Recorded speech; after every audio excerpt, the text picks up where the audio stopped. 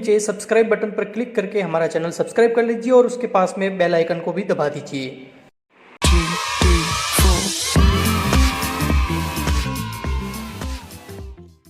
Hello friends, हम कर रहे हैं बिजनेस स्टडी के अंदर चैप्टर नंबर 4 जिसका नाम है अभिप्रेरणा यानी कि मोटिवेशन।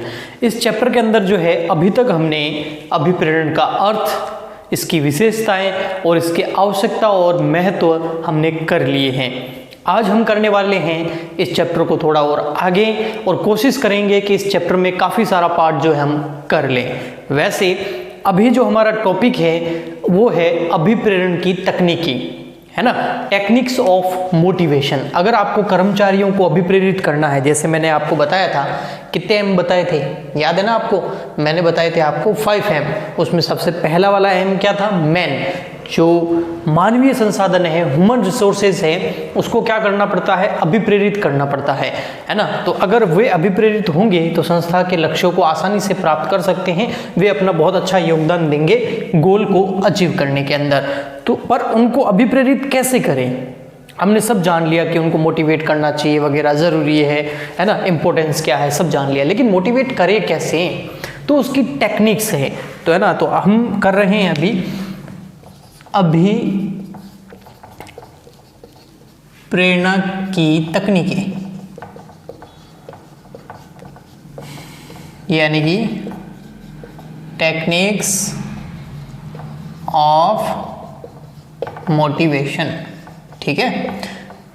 तो अभिप्रेरण की तकनीकें, तो दोस्तों 2 तकनीकें हैं, बहुत इजी हैं, है ना।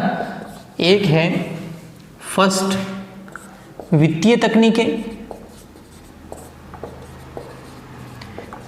वित्तीय तकनीकें किसकी? मोटिवेशन की, अभिप्रेरण की। वित्तीय तकनीकें मतलब फाइनेंशियल टेक्निक्स। और एक है हमारे सामने अवित्तीय तकनीकें। अवित्तीय तकनीकें,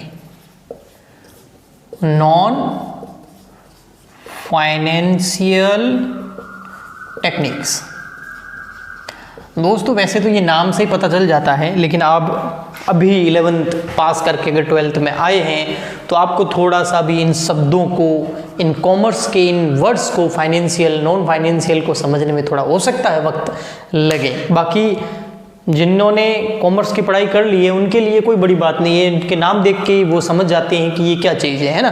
तो वैसे मैं आपको बता दूं, वित्तीय तकनीकें और अवित्तीय तकनीकें 2 टेक्निक्स है जिनसे उन कर्मचारियों को मोटिवेट किया जा सकता है काम करने के लिए, ठीक। तो पहली वित्तीय तकनीक है। वित्तीय तकनीक का मतलब उनको पैसा दो आप। वित्त का मतलब क्या होता है? फाइनेंस। फाइनेंस का मतलब पैसा दो। तो मॉनेटरी फॉर्म, कौन सी फॉर्म? मॉनेटरी, मुद्रा में। मॉनेटरी फॉर्म, मॉनेटरी फॉर्म का मतलब क्या? मुद्रा में उनको जो है आप पैसा दो, उनकी सैलरी बढ़ा दो, है ना, बोनस दे दो, कमीशन दे दो, पैसा देके उनको जो है उनको मोटिवेट करना। अगर किसी की सैलरी बढ़ जाए तो वो मोटिवेट होगा, है ना। तो वो वित्तीय तकनीक हो गई मोटिवेट करने की। उसको एक्स्ट्रा बोनस दे दिया, है ना, एक्स्ट्रा पैसा दे दिया, है ना, तो उससे क्या होगा? वो मोटिवेट होगा। लेकिन ये कौन सी टेक्निक है? पैसा देकर उसको मोटिवेट करना, जिसको वित्तीय तकनीक बोलते हैं, क्योंकि इसमें वित्त यानी कि फाइनेंस, पैसे का आना जाना है, इसलिए। ओके, अब आते हैं हम अवित्तीय तकनीक। अवित्तीय में, अब ये वित्तीय या अवित्तीय? अवित्तीय मतलब पैसा नहीं देंगे, पैसा नहीं देंगे, बिना पैसा दिए ही उनको क्या करना? उनको क्या करना? मोटिवेट करना। वो कैसे हो सकता है?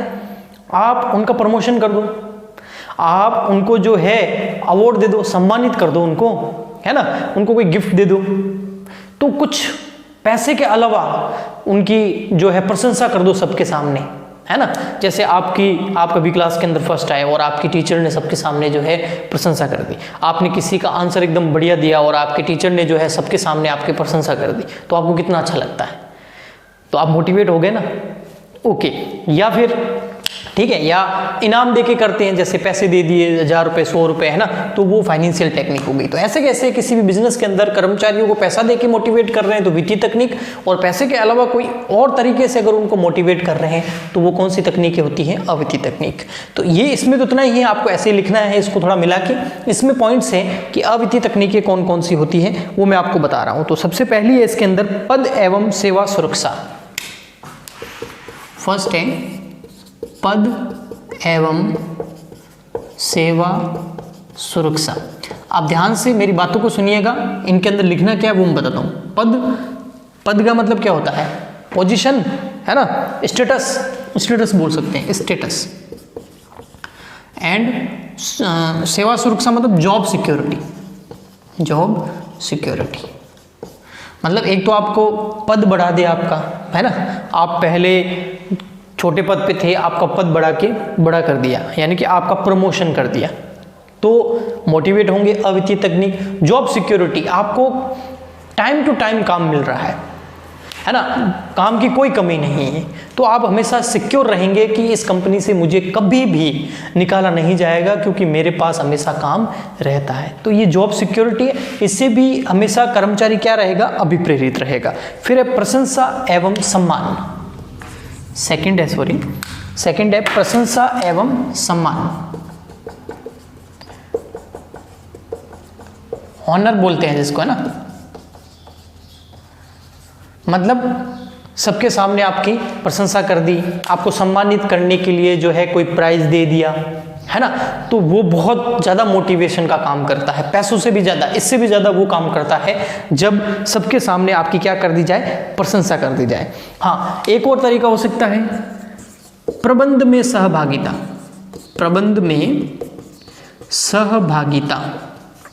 यानी कि पार्टिसिपेशन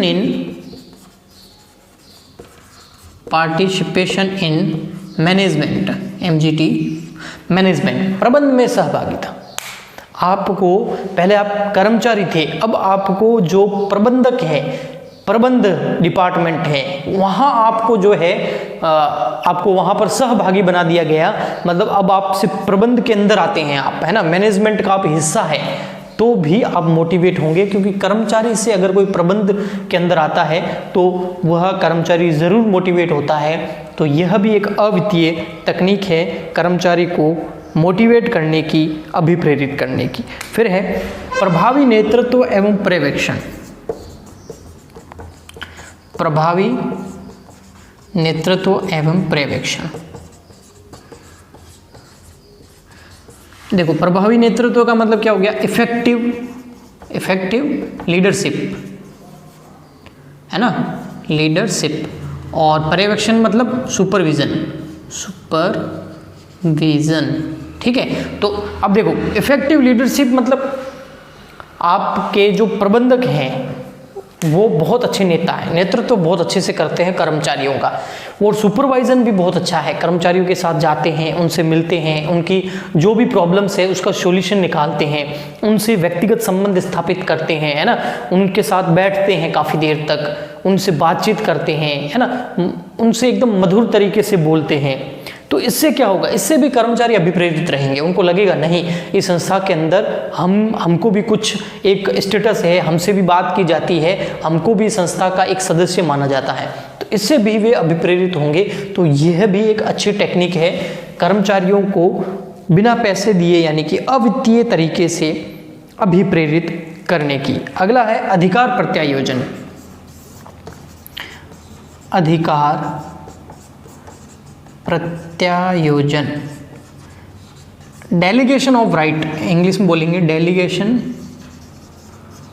ऑफ राइट्स, है ना। डेलीगेशन ऑफ राइट्स मतलब किसी कर्मचारी को, ये हेनरी फ्योल का एक सिद्धांत था, आपको याद है, अपन ने करा था 3rd चैप्टर के अंदर प्रबंध के सिद्धांतों के अंदर। हेनरी फ्योल का एक सिद्धांत था अधिकार एवं उत्तरदायित्व। अगर आप किसी व्यक्ति को उत्तरदायित्व दे रहे हो तो उस कार्य से संबंधित उसको राइट्स भी दो, अधिकार भी दो। तो सेम वही है कि आप अगर किसी व्यक्ति को उत्तरदायित्व दे रहे हो तो उस काम से संबंधित उसे राइट्स भी दे दो, अधिकार भी उसको दे दो। तो वो भी मोटिवेट हो जाएगा कि उसे उस काम का केवल उत्तरदायित्व तो नहीं दिया है, उस काम से रिलेटेड सारे अधिकार भी उसके पास है। फिर अगला है आपका कार्य विस्तार। कार्य विस्तार है ना, जो एक व्यक्ति है उसको एक ही काम कई सालों तक नहीं कराना, उससे क्या हो जाएगा, वो नीरस हो जाएगा, है ना, वो बोर हो जाएगा एक ही काम को बार बार करके। उसको क्या करो, वह काम दो, फिर उस काम में कुछ परिवर्तन करते रहो, उसको और अच्छा काम देते रहो, उस काम में थोड़े थोड़े चेंजेस लाते रहो, उसका थोड़ा पद बढ़ाते रहो, है ना, तो वो हमेशा अपने आप को मोटिवेट फील करेगा, वो कभी भी बोर नहीं होगा, वो अपने काम को अच्छे से करेगा। समूह चर्चा, ग्रुप डिस्कशन, ये यहाँ नीचे नहीं आ रहे हैं इसलिए मैं इसको यहाँ लिख रहा हूँ, ये 6 के बाद 7th यहाँ, है ना। समूह चर्चा, समूह चर्चा का मतलब क्या होता है, ग्रुप डिस्कशन करना चाहिए, है ना, कर्मचारियों के बीच बैठ के एक ग्रुप जीडी करना चाहिए, ग्रुप डिस्कशन करना चाहिए, उससे भी वे हमेशा अभिप्रेरित रहते हैं। विकास के अवसर, विकास के अवसर देने चाहिए। विकास के अवसर से क्या मतलब है, डेवलपमेंट, है ना, अपॉर्चुनिटी ऑफ डेवलपमेंट। तो विकास के अवसर का मतलब है कि जब भी वे विकास के अवसर मतलब अपॉर्चुनिटी ऑफ डेवलपमेंट, मतलब उनको नई नई चीज़ें सिखानी चाहिए, है ना, उनको अलग अलग चीज़ों की ट्रेनिंग में भेजना चाहिए, मतलब उनको अपने वर्क से रिलेटेड एजुकेशन समय समय पर प्रोवाइड कराना चाहिए, क्योंकि टेक्नोलॉजी नई नई चेंज होती रहती है, तो उस हिसाब से उनको काम भी देना चाहिए। तो विकास के अवसर अगर उनको उपलब्ध कराएंगे तो वो भी मोटिवेट रहेंगे कि ये संस्था हमारा बहुत ध्यान रखती है। फिर है प्रतिस्पर्धा एवं चुनौतियाँ। प्रतिस्पर्धा एवं चुनौतियाँ, हेल्दी कंपटीशन रखना चाहिए ना। प्रतिस्पर्धा मतलब कंपटीशन, चैलेंजेस देना उनको, हेल्दी कंपटीशन, है ना, कि भाई आपका जो ये डिपार्टमेंट है इसमें जो सबसे ज़्यादा, जैसे सेल्स डिपार्टमेंट है तो इसमें सबसे ज़्यादा जो सेल करवाएगा, जो एजेंट या जो सेल्स मैनेजर है, तो उसका जो है उसको ये सम्मान दिया जाएगा, है ना, उसको फर्स्ट प्राइज़ दिया जाएगा, है ना। तो वैसे ही तो प्रतिस्पर्धा एवं चुनौतियाँ होनी चाहिए, उन्हें चैलेंजेस देने चाहिए उनको, जिससे वो हेल्दी तरीके से उसको करे, है ना, ये होना चाहिए। और स्वस्थ वातावरण, एनवायरनमेंट हमेशा हेल्दी रखो। आप ध्यान रखो कि व्यापार के अंदर जो वर्कर्स की कार्य दशाएँ हैं, है ना, वर्क कंडीशन जो है वो कैसी है, वहाँ पर उनको जो चाहिए वो सब चीज़ें अवेलेबल है या नहीं, किसी चीज़ से वो परेशान तो नहीं है। तो इन चीज़ों का ध्यान रखकर जो है अवित्तीय तरीके से भी उन्हें अभिप्रेरित किया जा सकता है। तो 2 टेक्निक्स थी, वित्तीय तकनीक और अवित्तीय तकनीक, ये थी अभिप्रेरण की तकनीक। एग्जाम पर्पज से इम्पोर्टेंट है ये, इसलिए इसको आप एक बार रिवीजन ज़रूर करें इसका, और बुक में से भी इसको एक बार रीड कर दें। अभी तो मैंने आपको यहाँ पर थोड़ा समझा दिया है कि ये चीज़ें होती क्या हैं, ठीक है। अब हम करने वाले हैं अभिप्रेरणा की विचारधाराएं। ओके, इसको हटा रहा हूँ, आप चाहे तो लिख सकते हैं वीडियो को पॉज करके।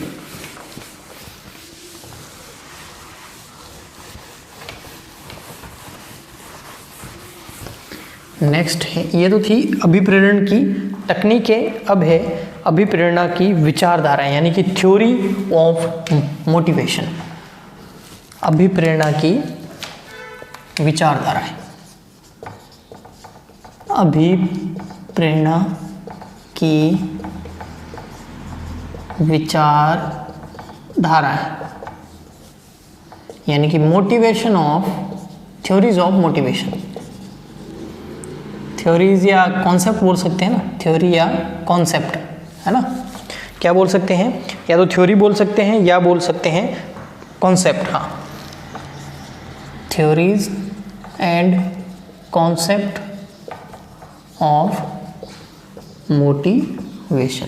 तो आपके कोर्स के अंदर 4 विचारधाराएं हैं ना, अलग अलग प्रोफेसर्स ने दी है इनको। तो आपके कोर्स में वैसे तो कई सारी कॉन्सेप्ट्स हैं, थ्योरीज हैं अभिप्रेरणा की मोटिवेशन करने की कर्मचारियों को, वे तकनीकें थी, ये कॉन्सेप्ट हैं, थ्योरी है, फॉर्मूलाज है, ठीक है। तो इसमें आपके कोर्स में 4 हैं। तो इसके अंदर फर्स्ट जो है वो है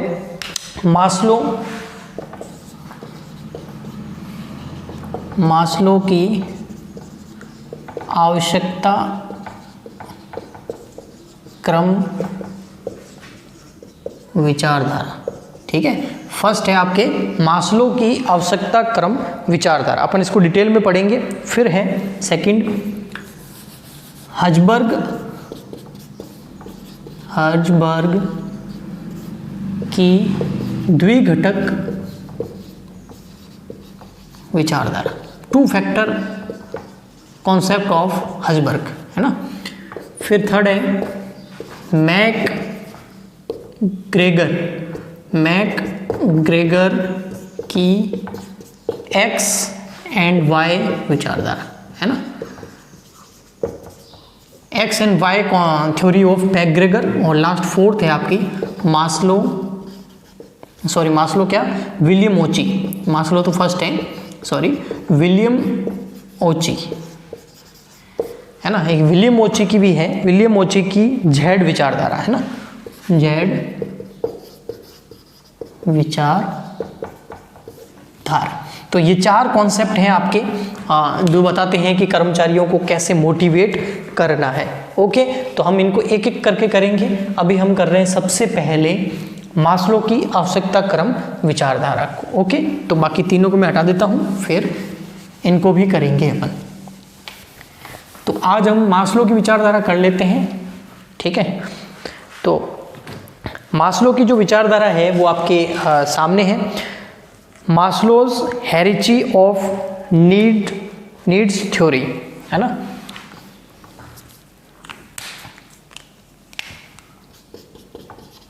मास्लोज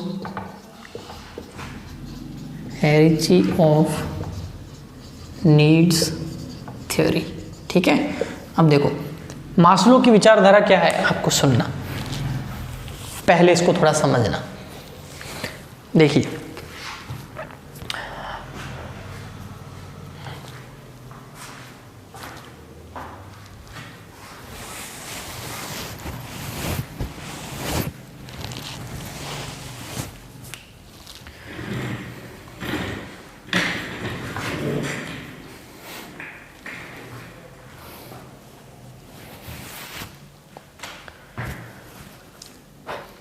देखिए ये है हमारे पास फर्स्ट मास्लो की आवश्यकता क्रम विचारधारा, Maslow's hierarchy of needs theory. देखिए दोस्तों, मास्लो का ये मानना है कि हर व्यक्ति की कुछ न कुछ आवश्यकता है, जो कुछ न कुछ वो आवश्यकता ज़रूर रहती है ना, जो समय समय पर परिवर्तित भी हो सकती है ना। कभी उसकी क्या आवश्यकता रही हो, कभी क्या आवश्यकता रही हो, कभी क्या आवश्यकता रही हो। अगर उन आवश्यकताओं का पता लगा लिया जाए कि इस व्यक्ति की क्या आवश्यकता है, इसको क्या चाहिए, और फिर उस आवश्यकता को पूरा कर दिया जाए, तो वो अपने आप मोटिवेट हो जाएगा। तो मास्लो ने खुद ने ही जो है इसकी आवश्यकताओं को 5 पार्ट के अंदर बांटा है, 5 पार्ट्स में इसको डिवाइड किया है। इस मास्लो जो प्रोफेसर है, इनका पूरा नाम है अब्राहम एच मास्लो। इनका पूरा नाम है अब्राहम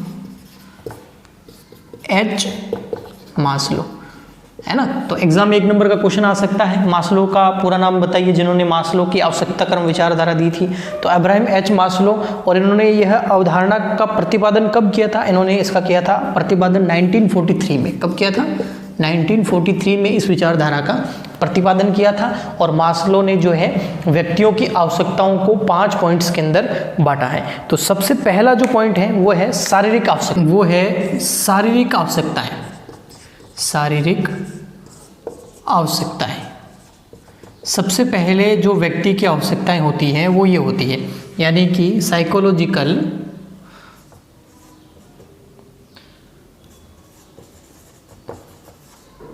नीड्स, ठीक है।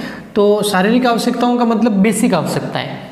कर्मचारी को या जो भी व्यक्ति होता है उसको सबसे पहले ये आवश्यकताओं की पूर्ति करनी होती है। तो शुरुआत में उनको इन चीज़ों की ज़रूरत पड़ती है, कर्मचारियों को या व्यक्तियों को।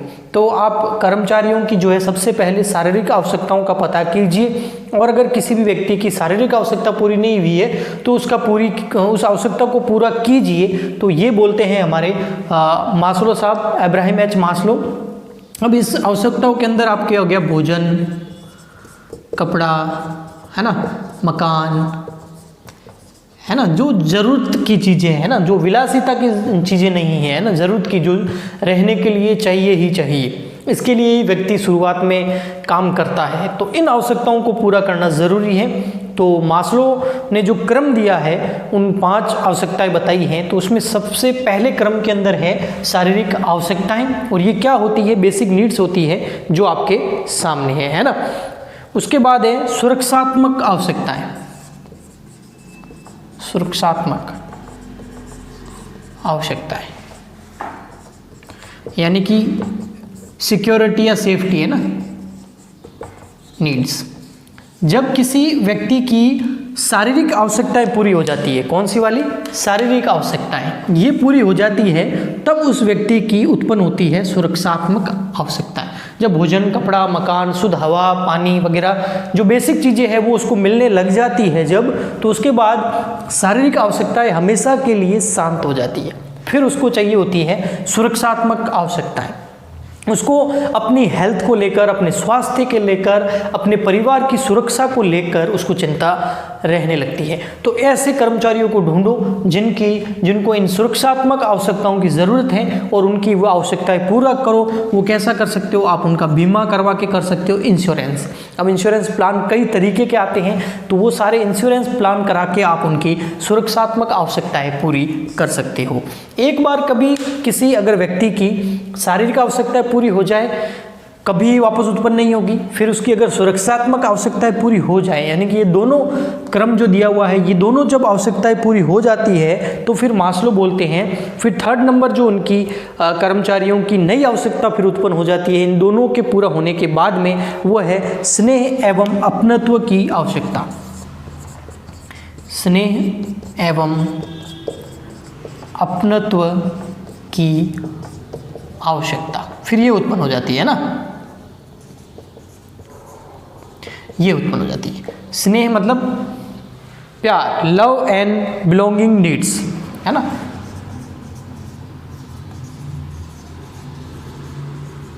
नीड्स यानी कि वो व्यक्ति जो होता है ना, वो कहाँ रहता है, वो कर्मचारी जो इंसान है वो कहाँ रहता है, समाज के अंदर। तो समाज में उसको क्या चाहिए, समाज में उसको सम्मान चाहिए, है ना। समाज में उसको अपना एक स्टेटस चाहिए, उसको अपनी स्थिति चाहिए। तो और उसके अलावा उसको क्या चाहिए, अपनत्व भाव चाहिए, उसको स्नेह चाहिए, है ना, प्यार चाहिए उसको।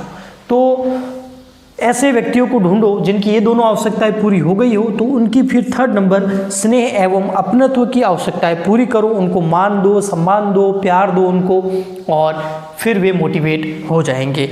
और जब ये तीनों आवश्यकताएं पूरी हो जाती है तब फोर्थ नंबर आवश्यकता उत्पन्न होती है मास्लो के अनुसार, वो है स्वाभिमान एवं अहंकार। स्वाभिमान एवं अहंकार की आवश्यकता, ईगो, है ना, किसकी, esteem and ego, steam and ego needs. हाँ, जब ये तीनों आवश्यकताएं पूरी होती है ना, तब भी ये आवश्यकता फोर्थ नंबर पे आती है, और ये आवश्यकता कभी भी पूरी नहीं हो सकती।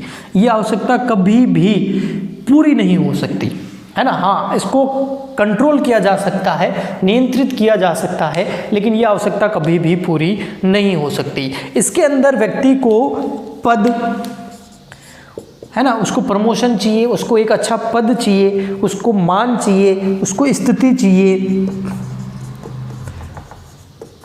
है ना, वो एक बड़े पद की ओर अग्रसर होना चाहेगा। जब ये सारी आवश्यकताएं पूरी हो जाती है तब, है ना, उसको स्वतंत्रता चाहिए, उसको प्रतिष्ठा चाहिए, स्वतंत्रता, प्रतिष्ठा, उसको निर्णयन क्षमता चाहिए, मतलब वो डिसीजन लेना चाहता है अब, है ना, मतलब एक बड़े पद को पाना चाहता है वो, है ना। तो इसीलिए जब ये तीनों आवश्यकताएं पूरी हो जाती है तो फिर ये आवश्यकताएं ढूंढो उसके अंदर, तो इस आवश्यकताओं को पूरा करने की कोशिश करो। लेकिन ईगो को पूरा करना हर किसी के बस की बात नहीं है। बड़े विशेषज्ञ जो होते हैं केवल वे ही इस आवश्यकता को पूरा कर सकते हैं। ठीक, फिर लास्ट में 5 नंबर है आपका, 5th नंबर लास्ट आवश्यकता, वो है आत्मविश्वास की आवश्यकता, आत्मविकास की आवश्यकता। मास्लो ने जो लास्ट आवश्यकता दी है वो है आत्मविश्वास की आवश्यकता, यानी कि सेल्फ एक्चुअलाइजेशन, सेल्फ एक्चुअलाइजेशन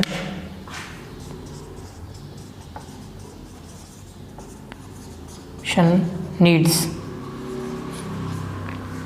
ये आवश्यकता जो है ना 5 नंबर, ये हर किसी में पहली बार उत्पन्न नहीं होती है, और ये आवश्यकता तब उत्पन्न होती है जब कोई इंसान कुछ बनना चाहता है ना, जब उसके अंदर की शक्तियाँ जागृत हो जाती है ना, उसको अपनी पहचान होने लग जाती है, और ये कभी भी हो सकता है ना, और जब उसको लगे कि वो अब कुछ बनना चाहता है ना, कुछ करके दिखाना चाहता है, उसको पता लग जाए कि उसकी सबसे बड़ी चीज़ क्या है ना।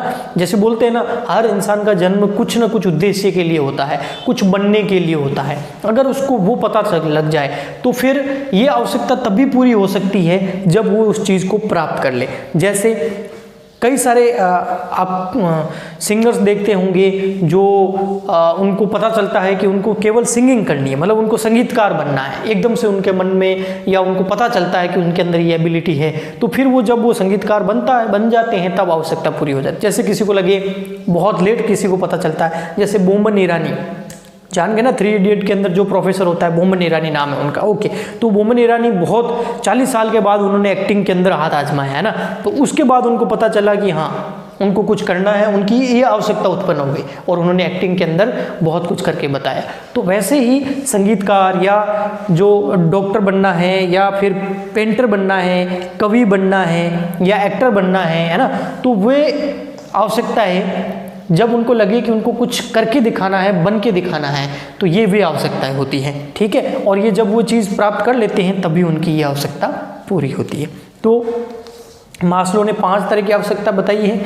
आपको अपने कर्मचारियों को क्रम वाइज जो है इन आवश्यकताओं को उनमें ढूंढना है कि कौन सी आवश्यकता उनकी पूरी नहीं हुई है, और फिर आप उनकी आवश्यकताओं को पूरा कीजिए, तो आपका जो है उनकी आवश्यकताएं पूरी हो जाएगी और वे अभिप्रेरित हो जाएंगे, और अभिप्रेरित मोटिवेट होकर आपके बिजनेस को फ़ायदा पहुँचाएंगे, आपके व्यापार के लक्ष्यों को प्राप्त करने में वे योगदान देंगे।